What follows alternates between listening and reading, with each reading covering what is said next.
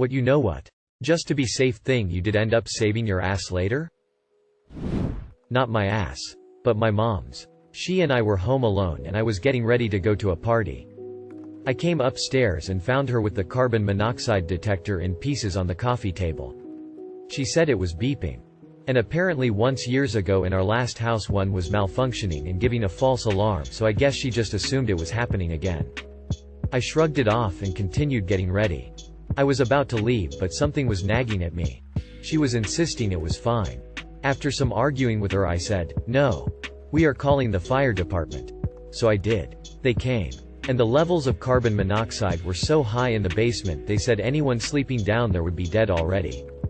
Our cats were vomiting from the poisoning and we didn't realize. I guess the filter on the furnace was so clogged it was pumping out carbon monoxide. One of the firefighters pulled me aside and said if I hadn't called I likely would have come home to my mom dead in her bed. Not my ass. But I was getting ready for school whilst mum was vomiting in the bathroom. She said it was just a stomach bug and to just go to school but mentioned her arm hurt. Something didn't sit right so I called the ambulance from downstairs. They arrived and took her into the ambulance. She then proceeded to have 3 cardiac arrests and needed defibrillated each time. A double bypass later and she was up and about within a month. Paramedics told me she would have died 5 minutes after I left. If I hadn't called. Had some weird achy symptoms and went to the doctor even though I figured I was probably overreacting. Turns out I had cancer. Putting only one of my work shoes in the hotel safe along with my valuables. Literally has stopped me in my tracks from forgetting my wallet and passport in a different country. Was delivering pizza in a sketchy block of town late at night. Huge apartment complex with multiple buildings. Walking up to the front door I noticed a couple guys wearing dark clothing about 100 feet behind me walking in my direction. Delivery was on the 2nd floor and by the time I reached her door I heard the main door of the apartment complex open and close. She used a CC for the order and tipped in cash, so when I was putting the receipt into my bag, where I kept my cash, I actually pulled the rest of the cash out and stuffed it into my inner jacket pocket just to be safe, leaving just the change I had that night in the bag. Started to head down the stairs back out to my car and 2 guys jumped out from behind the stairs and the one had a gun pointed at me and told me to give them the money. I quickly handed them my bag filled with quarters and they took off towards the back entrance of the apartment complex. I never ran so fast in my life back to my car. I wanted to make sure I was as far away as possible before they realized they robbed me of $3.50 in quarters. $5 breakage insurance on a rental surfboard. Broke that fucker clean in half in my first 10 minutes. My friend and his wife were having their first child. They had gotten a big packet of information and paperwork to fill out before the due date to make things easier. There were also brochures for genetic testing and other things that could be done. And one of the things was about saving the cord blood. My friend said that he looked at the front of the brochure and his wife asked if they should do it. It is not cheap. A couple $1,000 to save it and a few hundred a year after that. And my friend said yes. Their daughter was born later that year. 3 years after her birth. They had a boy. And he was born with an immune disorder, no white cells. And his big sister's cord blood and stem cells were used as a treatment. My dad lost his glasses once. He was going to just use his old prescription but last minute decided to just go to the optometrist anyway in case something changed. Turns out he had a tear in his retina and was booked for surgery within 24 hours. It was bad enough they said he probably would have gone blind really soon had they not caught it when then did. Lived in Baltimore at the time. Pulled up outside my place after getting off a late shift and had to get a backpack out of my trunk before going in. I noticed a group of teenaged kids hanging out on the corner and thought nope. Called my roommate to come watch me walk to the door.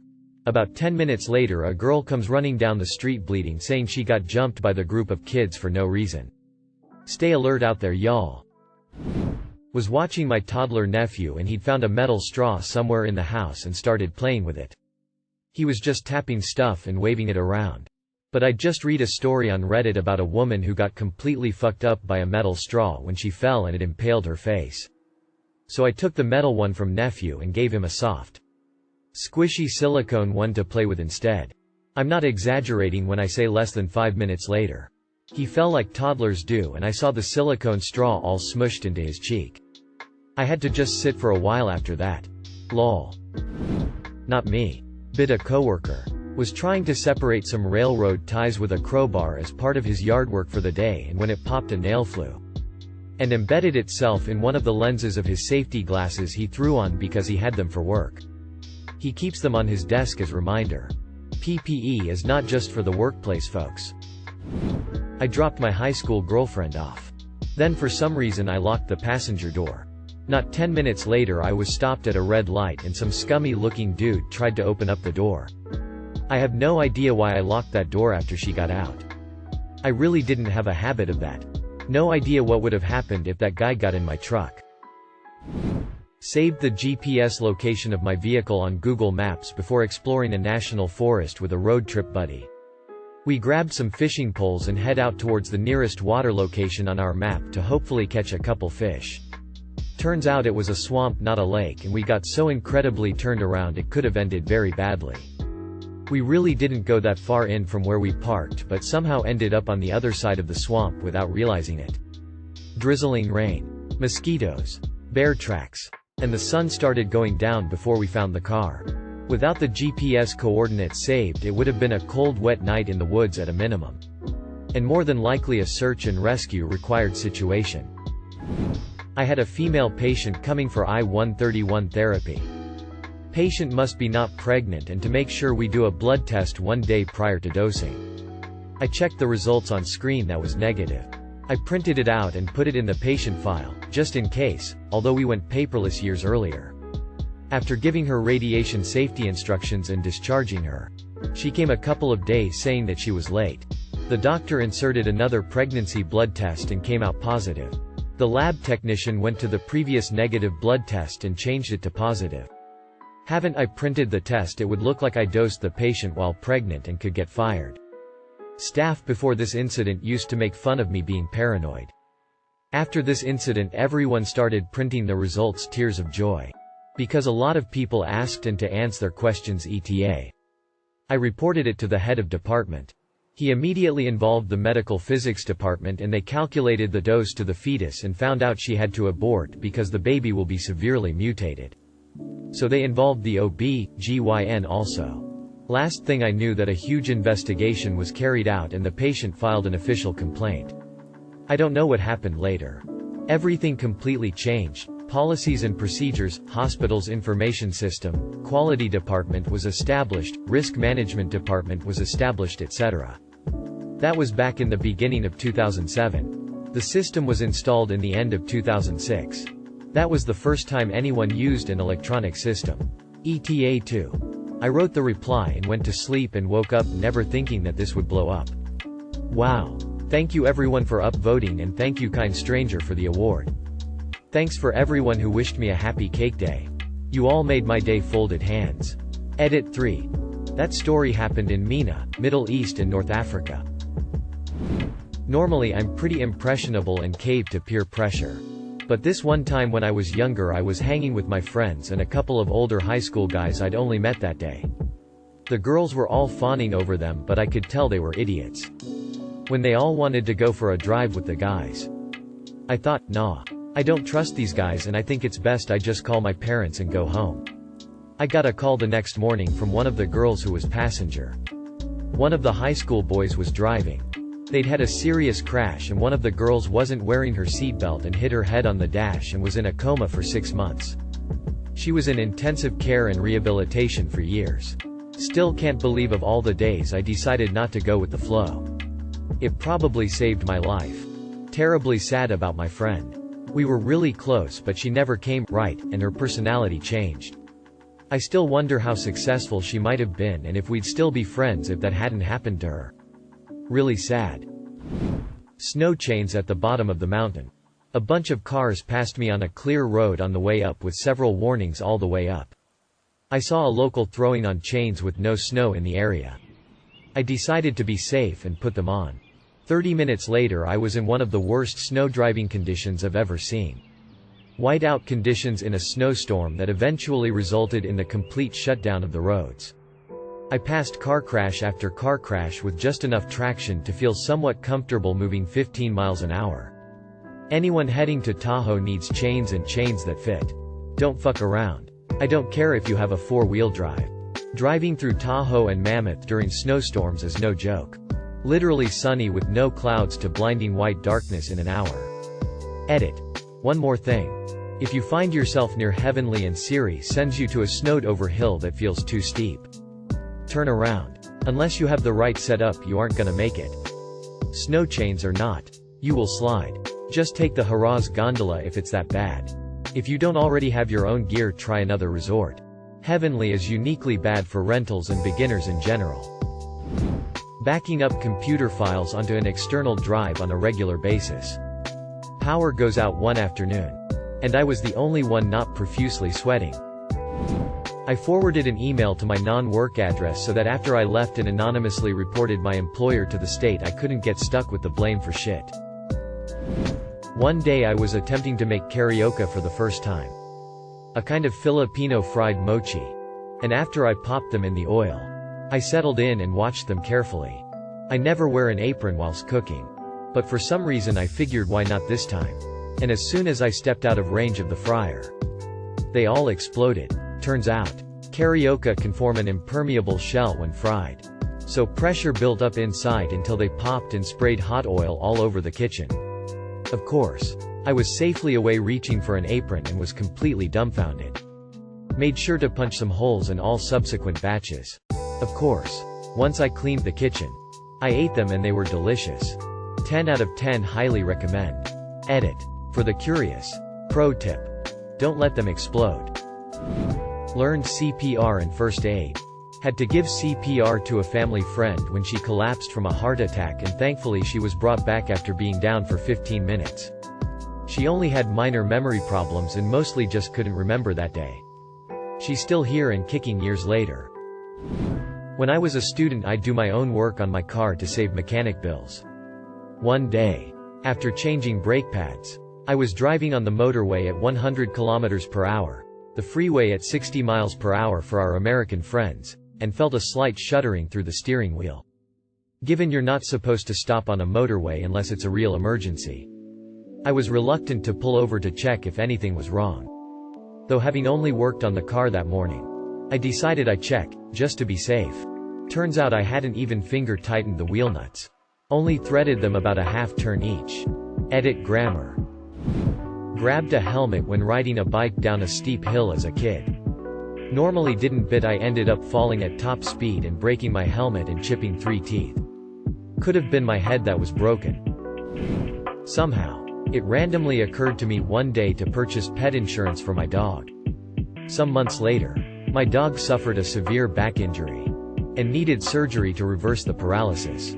It was expensive out of pocket. But without the reimbursement from insurance, it would have been way worse. Edit. Back taxes. Here he is post-surgery, standing by himself. And for more recent pics, here he is sleeping and looking goofy. Most of my dog pics are of him asleep, since otherwise he moves around so much. It just looks like a blur. Edit 2. Lots of people asking what breed he is. We think he's an Australian Shepherd. Possibly a mix.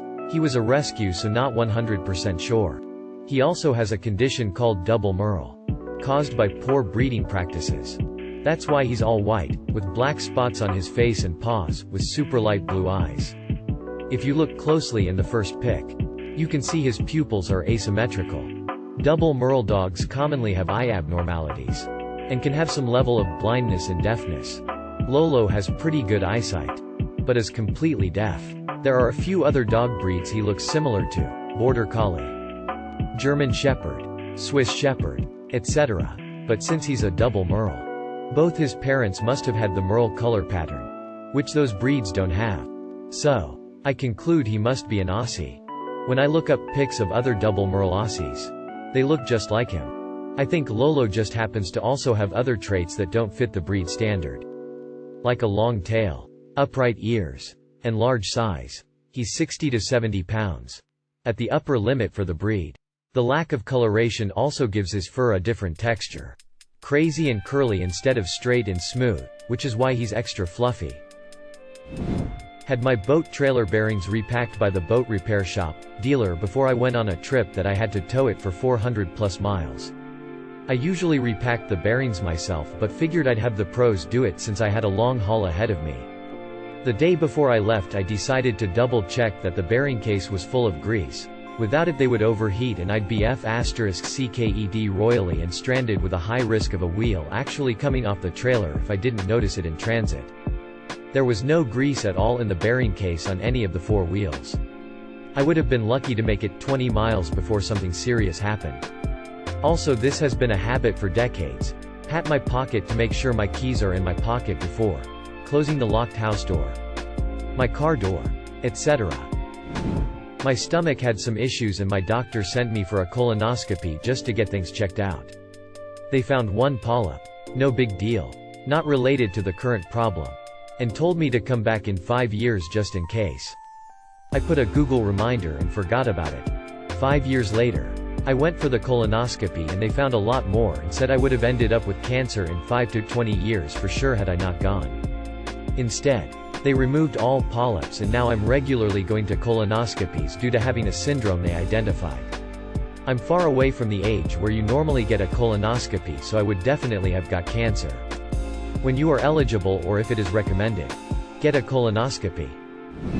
I didn't want to wear a helmet while riding my Razor scooter because I couldn't see how I could possibly fall and hit my head. Anyway, I fell and hit my head hard. Luckily I had decided to wear a helmet just in case. My freshman roommate and I had a massive falling out during our first semester.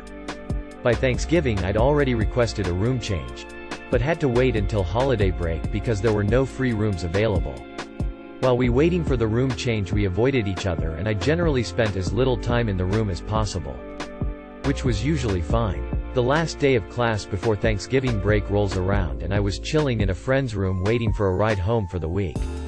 I'd texted my roommate to let me know when she was gone so I could come and grab my stuff, and after she replied, "K," I didn't think much of it. Out of nowhere a thought struck me and I sat bolt upright and shouted, "The vodka." I realized I had a half a handle of vodka stashed in my mini fridge. I jumped through hoops to get it from my older sister when we first moved in because my roommate had desperately wanted to throw a party in our room. But now that we were on the outs I knew this bitch would point it out to her mom when she got picked up in an attempt to get my discipline. My friend thought I was insane.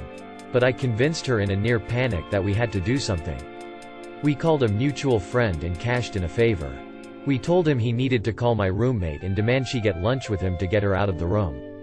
I waited just out of sight in the dorm courtyard and watched her and the guy walk into the dining hall, then dead sprinted to our room. The handle was sitting out on my desk. I immediately threw it in a garbage bag and buried it in my laundry, then flew out of that room like a bat out of hell. Hours later I went to the room to pack up and found that she'd absolutely trashed the room.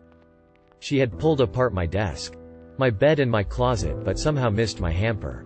In a rage she ripped apart my name tag. In the end I got away with my vodka and she got written up from trashing my shit. My instincts did not lead me astray that day. There are times when it's crucial for me to take something with me when I leave home the next day. I figure that of course I'll remember. Because it's so crucial. But just to be safe, I will put the thing on top of my car keys. And yes, that's bailed me out a couple of times. On a road trip with my siblings and Dad in Latin America. He lived there and we were visiting. On a highway at night. With clouds. No moon and no lights. This was a new highway that nobody likes taking now. As criminals often leave glass or spikes to puncture tires and rob you.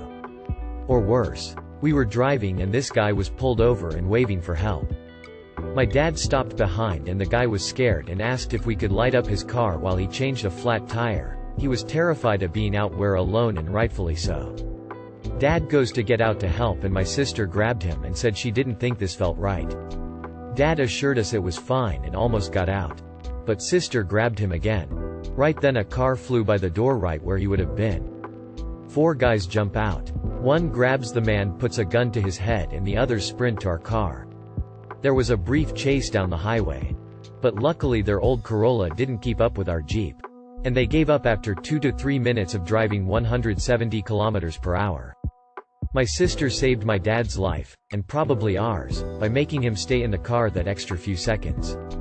Edit. The guy with a gun to his head lived and was okay given everything. After the chase, we had to turn around and continue on the way we were originally going, as there were no other routes to get back home, unless we backtracked 6 hours. After we passed the vehicle of the man, we saw he wasn't there anymore and we thought the worst. Luckily we ended up passing 4 National Guard vehicles about 2 kilometers later and saw that the man was with them talking to them. To answer, I've never known if the guy was in on it. The timing has always seemed off to me. However, the look of fear in his face was so genuine when the guys jumped out that I can remember it perfectly 15 years later. Edit 2. The country in question is Venezuela. Leaving a spare set of keys at the pub that I live above. Went out on St. Patrick's Day and had my coat stolen. I keep my keys in my coat. At 3 in the morning. I had genuinely no idea how I would have been able to get home otherwise. Definitely not some big life-saving moment or anything, but it was a relief lol. I lock my doors habitually. Walk through a door. Reach behind me. Twist the lock. It's the way I was raised. And I honestly don't even think about it. I've actually gotten myself into trouble absent-mindedly locking other people's doors, house, offices, shops. I'm a menace. This one night, I'm sitting and reading pretty late. And I suddenly think, I need to check my front door to make sure it's locked. Lo and behold, it's actually unlocked. Shocked me a bit. But I locked the door and the deadbolt and slid the chain for good measure. Then go get myself a glass of water. As I'm walking with my glass of water from the kitchen back past my front door, I catch a movement out of the corner of my eye. I turn to the door and watch the doorknob slowly try to turn left and right. The Mirko movements that a locked doorknob can be forced when twisted. I put on as deep of a voice as I can and forcefully stage project. I have a gun. And I'm calling the cops. The doorknob stopped turning. I slept in a closet that night. Just in case. Edit. Thank you for the updates and especially the person who gave me the gold. I tried to message you privately. But I couldn't. So, thank you. Was on a side-by-side vehicle mudding on some property a friend and I were visiting. Mid-ride. I turn to my friend and say, hey, you should probably buckle your seatbelt. Just in case. Not 1 minute later did he lose control and slide front first into a tree, going about as fast as this thing could go given the conditions. Both of us were okay, but the side-by-side was completely ruined. He looked at me right after and his eyes were as big as dinner plates. Worked alone in a gambling, video poker place. Closing. Strange guy came in and started making small talk with me. I was expected to be kind and friendly to everybody who came in, so I was doing that. I decided to send a message to my boyfriend and a friend, and then something in me told me to take a picture of the guy as he moved closer to the counter I was behind. I snuck one real quick and sent it to said friend since she was awake. She called me immediately as she drove the 20 minutes to my job. An hour before I got off. I'll add, I didn't drive, so I had no vehicle in the now abandoned parking lot. The only car being his, which was conveniently backed in. Right next to front door. 2 days later there was a missing persons report released of someone who was a very familiar build and features that I have and suspected trafficking in the area. She went missing later that same night. He left after my friend showed up. I've never had such an uneasy feeling in my life, and I truly think sending those messages are what saved my life. He was waiting for me to get off work at 1 a.m. Our hours were right on the front door. Filling up my ridiculously large 2.5-liter water bottle yesterday. A pipe burst in my building last night and we still don't have running water 20 hours later, but I still have my bottle. Make sure you have an emergency supply of water in your house. Was in a dune buggy with a roll cage and just driving it around the neighborhood. Put on a motor cross helmet just to be safe. When we wrecked, the side of the helmet that hit the road was completely white as all the paint had been scrapped off. Back when I used to smoke weed. My friend and I went to pick up a particularly large bag of it. We took 2 cars with the idea it'll tailgate him in case any cops in our town do a routine pull-over.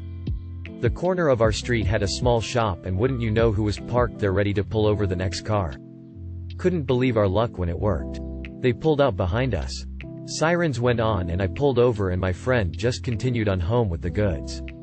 I got a routine alcohol test and sent on my way. I went to the doctor because I couldn't get rid of a cough. Turned out I had pneumonia. A pretty bad case of it. You know what? I'm gonna look to see if all the vehicles have come to a stop. Just to be safe. I told myself this. Right before I enter an intersection in my car. It saved my life because there was a vehicle doing around 100 kilometers per hour, 60 miles per hour. That would have tore my car in half and killed me. I used to always carry a small high-powered flashlight in my pocket. One day my wife had to go to the ER. She was having problems with her feminine bits. Her gyno was called. And during the exam, my wife began to bleed out. The ER was insufficiently equipped as far as portable light sources on hand. And on a whim, as her doctor stepped out of the room, looking panicked, I made a snap decision. Pulled that flashlight from my pocket. And offered it to the doctor. I showed her how to operate it. And to make a long story short, that $5 flashlight saved my wife's life by making it possible for her doctor to find the bleed and stop it. It didn't save my ass. But it saved the life of the woman I love more than life itself. In college I was in raw. A girl wanted to hook up with me and I was going to, but I ended up drinking and watching Lord of the Rings: Two Towers with some friends instead at their dorm. Few days later I was fired from raw job for sexually harassing a student. I didn't in any way, shape or form sexually harass anyone, and the date, time given was when I was in middle of movie. I had 13 people to vouch for me. Never found out this person who reported me, but I'm fairly certain we can all guess who it was, because after I and my friends all literally said I was watching movie. Which I was, and also I slept over at their dorm. Nothing wrong with a 12-dude sleepover, haha. I was rehired and case dismissed. Had my penis won the decision to hook up or not, I'd probably be in hot shit. I once subcultured a master culture which was used in a very important research study. We were specifically told not to do that because of patent liabilities. But still I had a gut feeling that we were going to need another plate cultured. And lo and behold, a student accidentally dropped the plate in a lab and it shattered. Saved us 6 months of time and penalties. During a hurricane, I realized the street was flooding, so I figured I should move my car farther up the driveway. On my way out, I had the sudden urge to poop, so just to be safe, I stopped by the bathroom first.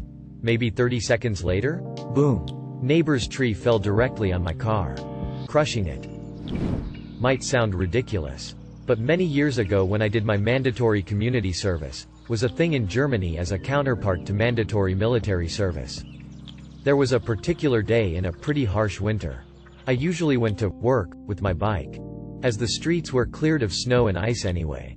At this day, I didn't take my helmet off because when I arrived at the place I worked I immediately started to shovel snow and didn't even walk inside first. My workplace was a huge and old 4-story hostel in the woods. The roof was packed with snow and there were massive icicles hanging from the gutters. When a coworker asked me why I decided to look like an idiot with my helmet on, I jokingly replied it was for serious security reasons. A few moments later an icicle block fell down and hit me on the head and the shoulders. The impact was so brutal that it made me fall down on my knees. Shoulders were bruised but my head was fine. I really don't know what could have happened if I didn't wear my stupid bicycle helmet for fun that morning.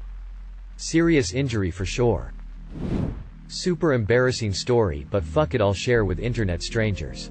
My 10-month-old recently got norovirus. For those who don't know, norovirus is a highly contagious stomach virus that comes with vomiting and diarrhea for days. He got sick and gave it to me. So as you can imagine, it was a rough time. He ended up having to go to the ER twice, and the second time I knew I was gonna have to stay overnight. So I brought a change of clothes. Just in case. Well, halfway through the night, I thought I just had to fart badly and ended up shitting my pants. But I had brought that extra pair of underwear and pants. So I had to casually and nonchalantly call the nurse into the room. Ask her if she minded sitting with my baby so I could go pee. Walk all the way to the one available restroom and wait for it to open up, all while trying not to do the poop waddle and let it be known I had destroyed my pants. Luckily I had packed the underwear and a lot of baby wipes, so I was able to clean myself up in the bathroom. I threw my underwear and pants right into the trash. My just to be safe quite literally saved my ass. When I bought a used car while traveling around, my dad pressured me into buying a towing insurance.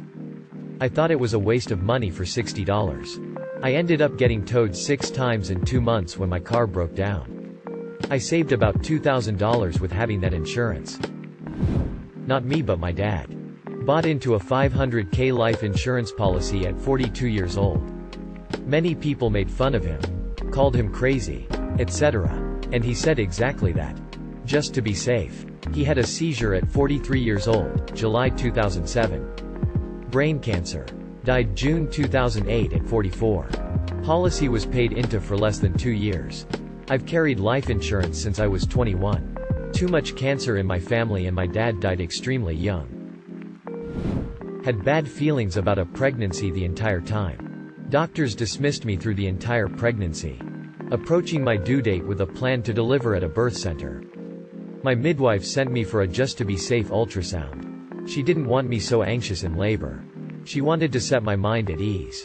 That ultrasound revealed severe malformations in my baby's brain that would have trapped her in her suffering body for up to a few years. Because laws are absolutely nonsensical when beginning of life and end of life care collide. We could not have put her into palliative care. She would not have survived more than a few days without medical interventions. But they kept telling me it was not a fatal diagnosis, then going on to list a dozen horrible ways it would absolutely kill her. So she would have gotten trapped in a cycle of painful interventions for her painful problems that would slow down her death but never make her better. I understand why parents choose to extend their baby's life as long as possible even when it is hard. And I honor that path. But I value peace very, very much, and my own instincts were clear for my own baby. I ended up traveling 2,000 miles to have an abortion in my 36th week of pregnancy. Which was very, very sad and hard but humane and merciful compared to my babies and my alternatives. I hate that that happened. I resent that I was ignored and dismissed along the way. But I am deeply grateful that I still had any choice at all in how my baby died. Took a manual copy of the folder that the script was supposed to back up and then update. Turns out the script was broken and didn't copy the folder. But just as a file. Left of the trailing, at the end. Manual copy meant we could replace it and try again with the fixed script instead of finding the original somewhere else. Locking your car doors as soon as you get into the car. I was studying computer science in the UK. I'm from Germany, and was supposed to be there for 4 years total to get my master's degree. 2017 to 2021 was the plan. Early 2020. Shortly before I'm due to get my BSc. News of COVID start going around. I'm not normally the type to give much attention to these types of things. And during previous outbreaks of bird flu or swine flu when every one of my family members was going insane, I always kept a cool head and never let it bother me. But this time around my gut told me to GTFO and go back home before it's too late. Not too long after they shut down travel and all teaching, including my final exams, went 100% online anyway. So I ended up finishing my BSc completely remotely from Germany and got a web dev job instead of doing that 1 extra year to get my master's. I've since moved on from that company and went on to become head of technology at my new company. So yeah, things are going well. Hurricane in Florida last year knocked out our power for 5-ish days. We had been talking about gearing ourselves up in case of an emergency and were planning to get a gas generator and solar panels and whatnot, but we're planning to slowly build up our emergency backup power for a few years. A month before the store. We started with a backup battery for the fridges and goddamn it saved all our food. We had to super ration the power output. And I have a family member with medical devices that was a problem we couldn't deal with fully. Not vital life-sustaining stuff but an air mattress bed and formula pump for feeding. But still would have been lost without it. Still planning to gear ourselves up slowly, but we have a gas generator now to be safe. I was at a sleepover as a kid. I was a little worried because my mom had been oddly tired earlier that day. I went home early because I was worried. By the end of the night I, 14 at the time, had to call an ambulance for my mom. As she was having problems with her heart and I was the only one there with her. She was incapable of forming coherent sentences and would probably not have gotten the help she needed if I wasn't there.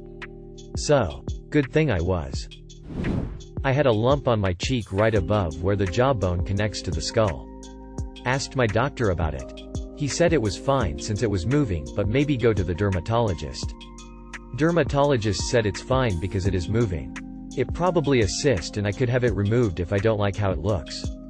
Got a referral to a head and neck surgeon and he immediately felt it and said, "Nah, that's not a cyst. Let's do a biopsy." Turns out it was a pleiotropic adenoma in my salivary gland. Vanity saved me. I haven't needed my inhaler in years. However, on a hunch, I took it to a 3-day trip with my then boyfriend, which was 3 hours away from home. And I went for all intents and purposes alone. Heavy cigarette smoke at the party. And lots of people were drunk and we weren't near a hospital or stuff like that. As much as I tried to avoid it, a puff of smoke blew directly into my face. The kind that you can't just shake off and that will send you to the if you don't have an inhaler. I whipped it out and used it. Saved my ass in the night. I carry with me as a precaution. I gave birth to preemie twins. There was a month gap in insurance coverage between me quitting my job and my husband's new job start date. So I opted for Cobra. I had 30 days to add my kids. And I told my ex-boss to inform the insurance company to add them to my plan fairly quickly after birth.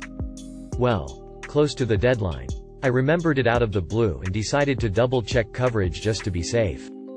I emailed my ex-boss who talked to the insurance company who said they lost my request. If I had assumed it was taken care of before the 30 days, I would have been on the hook for over a month of NICU time for 2 kids. It's been over a decade and I still break out into a sweat over it. I saw my kids' total invoice once and it was for $500. As a teenager, a friend of mine managed to lift a set of keys to a new car on a dealership lot. We were all super excited to go there that night and take that new car for a spin. At the last moment I thought of how disappointed my mom would be and backed out.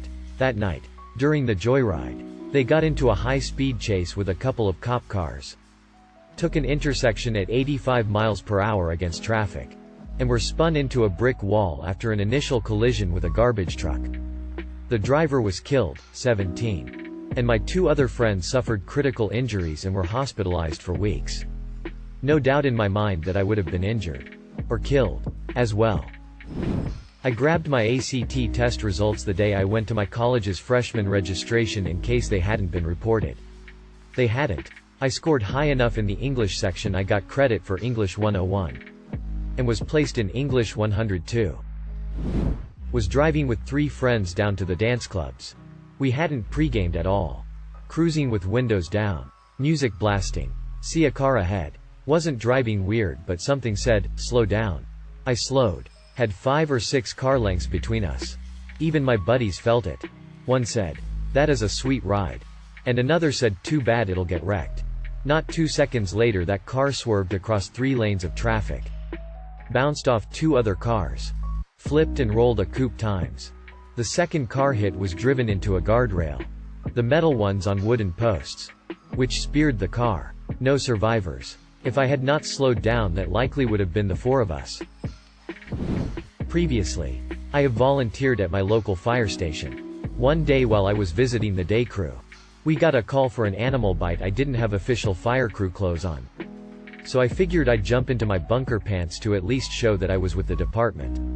We get there, and find a woman with a mauled leg, and a pissed off dog on a lead. I'm the last to get out of the truck. And as the others are going to check the lady out, I'm walking to them, when the dog comes up to me. He stares at me for a second. And it's about the same time that he's moving forward that I realized I've just stepped inside his lead range. He grabbed my leg and tried to bite me. But the pants held up. Didn't even break the skin. First aid kit in my backpack. A better one in my dorm. And one in my car. I try to always have a first aid kit within approximately 100 feet of me that I'm familiar with. That's helped a few times. Also becoming CPR, first aid certified. We were renovating a small external building, 1 bedroom, kitchen, living room, on our property. We had completely ripped everything out and got an electrical contractor out to install some lights and 1 outlet. He said we had to install a safety switch, RCD, because the original setup did not have one, new regulations. But if we were really strapped for cash he could do it off the books and would not install it. I thought and said, "You know what? Just to be safe," and I paid to get it installed. The next day I was using an electric hedge trimmer, running of an extension cord from this little building, and put it down and walked 10 meters away. At that same time my 5-year-old son ran outside and grabbed the hedge trimmer. Pulled the trigger to start it and promptly cut through the power cord, all while my back was turned. The safety switch did its thing and I didn't lose my son that day. Not me, but my daughter. I insisted she had to take my husband's full-size truck to drive to an out-of-town evening event. She had a smaller SUV of her own. My husband finally relented and lent her the truck. She hit a moose on a country road on the way home. The police said the size of the vehicle saved her life. I was in the car with my husband early in the morning going to a APPT for him. We got into an argument about which street to exit off the freeway and we wound up in a mall parking lot off of 45. I looked at him and suddenly his head drops to his chest and he goes, "Ha ha ha ha," in a monotone. I freaked out but instead of moving toward him, for some reason I had a creepy "be safe" flash and buckled my seatbelt back up. 2 seconds later he had a seizure and floored our car directly into a tree in the parking lot. Totaled the car and it burst into flames. If I hadn't put that seatbelt on I'd be dead. Not my ass. But my brother had a hydraulic 64 Impala. It got jammed somehow. And he puts his head in between the tire and frame. About a 3-foot gap. 11 years old me for some reason thinks this is dumb and I put a log from the ground in between the car and tire. At the time I remember not thinking it was dumb as much as that log perfectly fits there, so I put it there. 1 count. 2 count. Bam. Pressure release and the log catches. Brother pulls his head out and says, "Damn, that could have been bad." My bro is not the sharpest tool in the shed, unfortunately. So I just moved to London. There's usually some kind of shouting or noises outside during Friday evenings when people are coming back home drunk from pubs. Usually you ignore all the noise and carry on. However, this time there was shouting and something told me to just check out the window. Just in case. And it turned out that there was a man bleeding really badly in the middle of the street. I immediately called 112 and ran down to the street. He slashed his arm wide open through arteries and down to the bone. I had to keep pressure on it while the ambulance arrived. By the time it arrived he was passed out and I thought he wasn't going to make it. I was sitting in a literal puddle of his blood while waiting for the ambulance. But I saw him again a week or so later. Even got to keep his arm. Double-checked the main breaker for the house that my helper had said that he had turned off. He had not turned off the main to the house. He had turned off the sub-panel that fed the air conditioner. I had gallbladder pain on and off. One day I decided I should get it checked. GP gave me antacids and sent me for an US just in case. No gallstones, but they found a 4 centimeters tumor on my left kidney. Cancer. Got the kidney whipped out. No metastasis. Just hit 14 years CA-free and I still have gallbladder pain on and off. Thanks to my GP for listening. Once before we left for a 2-week vacation, my husband decided to turn off the water and drain the faucets and stuff. I thought he was being silly. But the power went out while we were gone and everything froze. He likely saved our house and everything in it from burst pipes and flooding. Paying my loans at least 2 months ahead. I quit my job abruptly and I would have been so absolutely fucked. If I need to remember to bring something with me in the morning. I set it up on the floor in front of my door so there's zero chance I can escape my house without tripping over it or hitting it with the door. When I was working in a little town called Ye in South Sudan, we had checked an area suspected to be a cluster munition strike. I confirmed it was one. So I submitted a clearance plan. The next day, we got to the checkpoint that was about 2 kilometers from our confirmed strike area. And something in my gut was telling me not to go. I said to the team, "We are not going to work there today," and instead we went into town, told the relevant authorities and bosses the plan was changed and conducted non-technical surveys in the town to ascertain other possible areas of ERW, explosive remnants of war, contamination.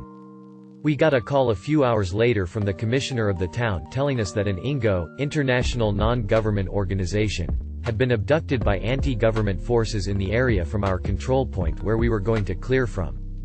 They were held hostage for 11 days before being released unharmed. That would have been us. Edit. Spelling. This just happened the other night. I'm a restaurant manager and when we close I have a server or bartender check the building. After I got the all clear, we were getting ready to leave when I got the feeling something was off. I decided to recheck the place, and lo and behold, I found a homeless guy hiding under a booth. I immediately left with my server, locked the front door and called 911. The cops came and he happened to be armed with a .22. All I can say is listen to your gut. I was in Glacier National Park in Montana driving at night past a lake when it started to get really cold. So I rolled up my window. Less than a minute later, a fully grown Montana owl crashed right into my driver window. The only reason why I could think of is it was diving to kill something and I drove in the way. It would have been all talons and beak and screeching if that thing had flown through my window. Ran downstairs before bed to check that I locked my back door. It was unlocked, so I locked it. I live in a relatively quiet neighborhood. Not much happens. I wake up to my dad saying the downstairs door's rattling. I've never woken up so quick. It's about 3 a.m. Pitch black summer night. I call the cops as my dad starts down the stairs to look. I can see my dad. He can see the door. He describes it to me. There's a man smiling and motioning for him to come to the door. He keeps trying the knob. For about 10 seconds we're freaked out, but my dad quickly realizes this guy's hammered. I put the dispatcher on speaker. I describe what's happening and she says, "Oh my god, that's so creepy," which I feel like is probably against protocol. Tears of joy. They send multiple units. I guess a person trying to get into your house is pretty high priority where I live. She stays on the line until the police arrive. They go grab the guy. They tell us he thought he was at his own house. We meet them at that back door and they point to some beer cans scattered around the door. We're assuming these are his? No. Those are ours, we're not the classiest. Bought the warranty. It got me a new laptop years later when the old one crapped out. Gap insurance on our vehicle. Literally 2 months after purchasing it, I was hit by a speeding driver who took off after totaling the front of my car. They failed to yield when both directions had a green light and they were turning left. I was going straight. The kicker is there's a flip-in sign that says left turn yield on green at the intersection this occurred at. Buying a house that was a third what I could really afford. I'd be crying and probably selling at the current mortgage interest rates. Thank you for watching. If you enjoyed this video, don't forget to drop a like. If you would like to see more content like this in the future, subscribe and turn on notifications to be notified about future videos. Now check out one of these interesting videos.